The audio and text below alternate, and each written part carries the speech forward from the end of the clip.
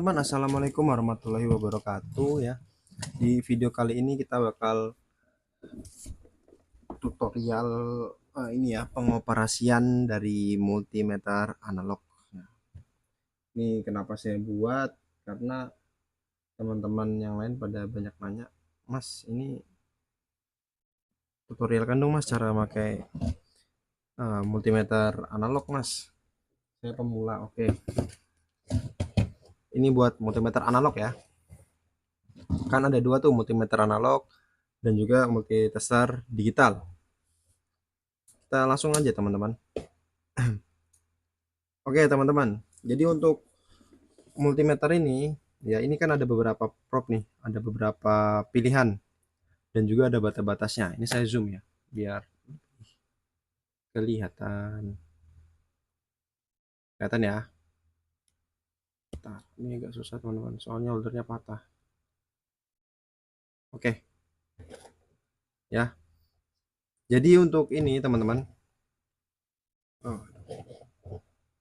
nah ini dari sini sampai ke sini itu adalah mengukur tegangan DC atau tegangan eh, arus lemah.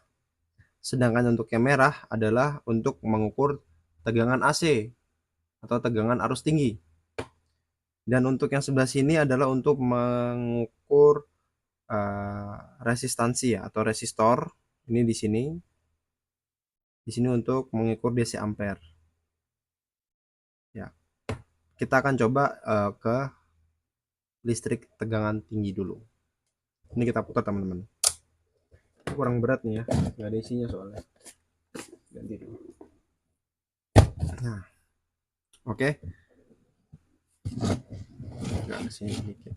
Nah, ya.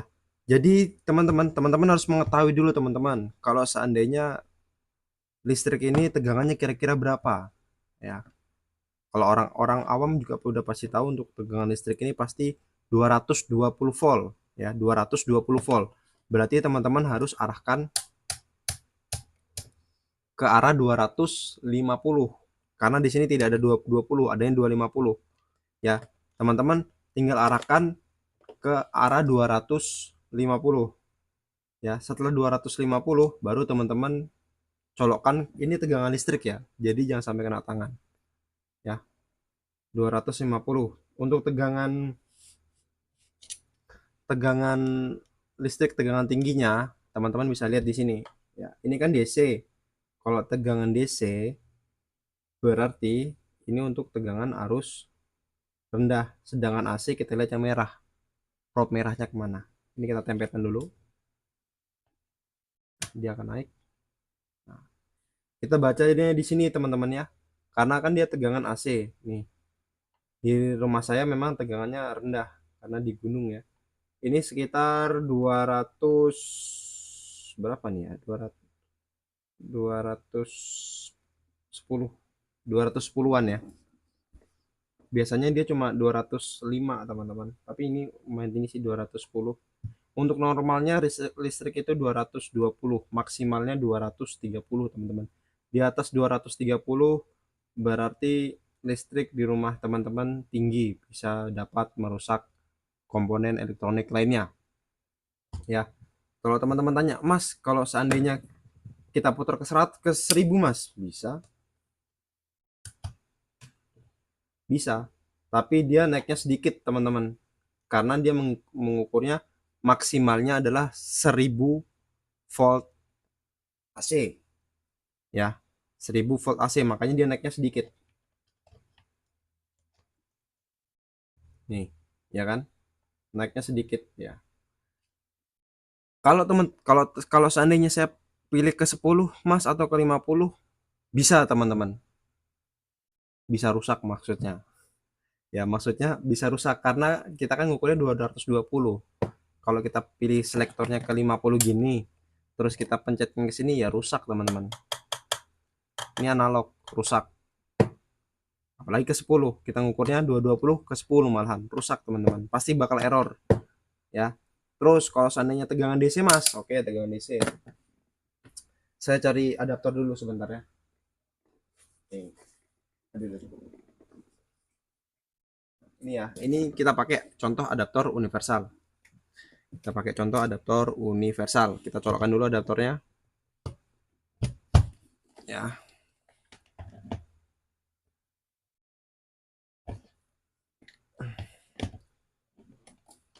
ya ini aduh susah. Ntar saya cari angel yang bagus teman-teman buat belajar soalnya.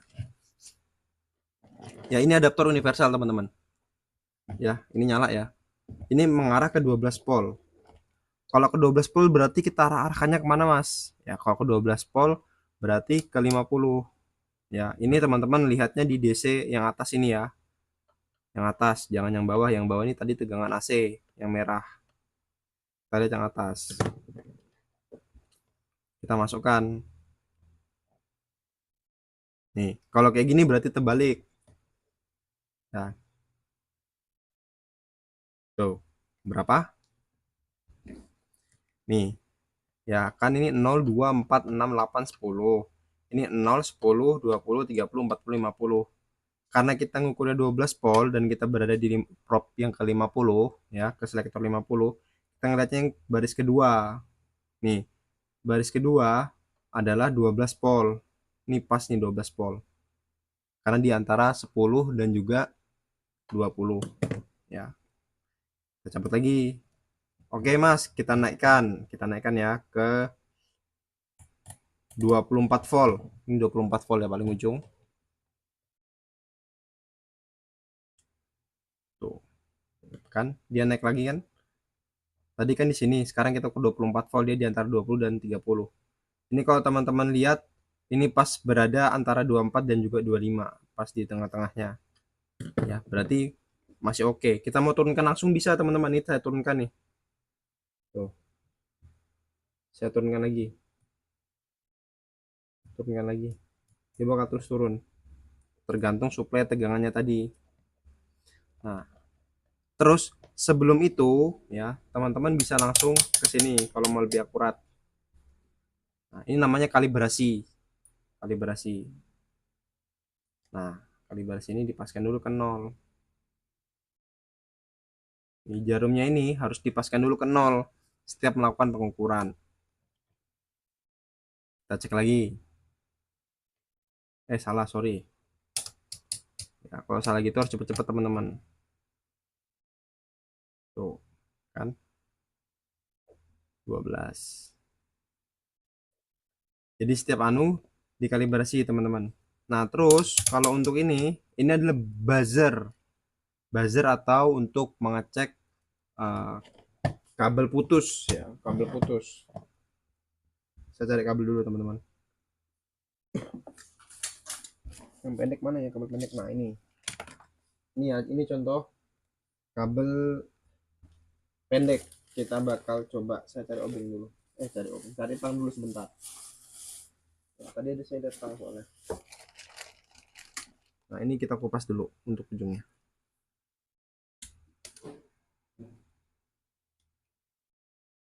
Nah, ini sudah kita kupas ya teman-teman untuk ujungnya. Ini kita pinggirkan dulu untuk adaptornya. Buzzer ini kegunanya untuk mengecek kabel putus. Jadi kalau dia bersentuhan, bunyi ya, bunyi ya. Oke.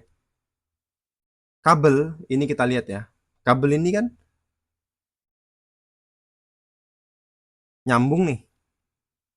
Ya kan? Nyambung kan ya. Nih, kalau kita cek misalnya ini ujung kabel melewati tembok. Nah, kita ukur aja. Putus nggak dia di tengah. Gini. Ini nyambung ya. Kalau seandainya kabel ini kepotong atau kejepit di pintu dalamnya ini putus, dia kalau dicek gini, dia nggak akan bunyi. Ya, dia bunyi gini karena menandakan bahwa arus dari merah ke hitam ini tersalurkan, makanya dia berbunyi. Kalau seandainya dia tidak tersalurkan, maka dia tidak akan berbunyi teman-teman. Berarti kalau dia nggak berbunyi, kabel yang teman-teman cek itu putus, kabelnya putus. Ya, nah, kemana saya ada kabel? Ntar saya lihat dulu. Oh, di depan. Contohnya di depan teman-teman. Nanti aja. Ya pokoknya ini buat mengecek kabel putus atau enggaknya. Terus kalau untuk mengecek ini mas, ya saya ambil resistor dulu sebentar. Resistor, ada resistor ya. Ini mengecek resistansi. Ini kita kalikan ke 1 kilo kali 10 kilo, 10 ohm aja ya. Nah, kalau teman-teman belum bisa baca warna dari resistor ini, ya kalau teman-teman malas nginget, malas ngapalin lagi, ya karena kan kalau zaman-zaman sekarang kan maunya instan, nggak mau ngapalin dulu. Kalau zaman-zaman saya kan, aku harus ngapalin nih biar di luar kepala warnanya. Kalau teman-teman nggak mau, teman-teman bisa ini teman-teman, download aplikasi ini, resistor, resistor kalkulator, enak banget. Sesuaikan kan, kalau dia gelangnya 4, tinggal pencet aja 4 band. Ya gelang ini ada 4, ada 5 ya warnanya. Ini yang 4. Huruf paling belakang adalah warna emas. Kalau depannya warna Magic Binium itu posisi di depan, tapi kalau warnanya silver atau emas posisinya belakang ya. Cara ngitungnya coklat, hitam, hitam, emas. Berarti adalah 10 ohm. Ini 10 ohm. Makanya kita arahkan ke kali 10. Kelihatan enggak tadi ya? Kelihatan ya? Kita ukur, tapi kita kalibrasi dulu teman-teman. Nih, ini kan lebih nih jarumnya. Kita turunin, makanya ini ada namanya putaran kalibrasi. Kita paskan ke 0. Nih, kita paskan, jarumnya paskan di 0. Kalau sudah pas, kita berpacunya pada putaran yang atas ini, yang biru. Apakah 10 ohm? Kita ukur. Tuh, kali 10. Kita kalikan 1 coba.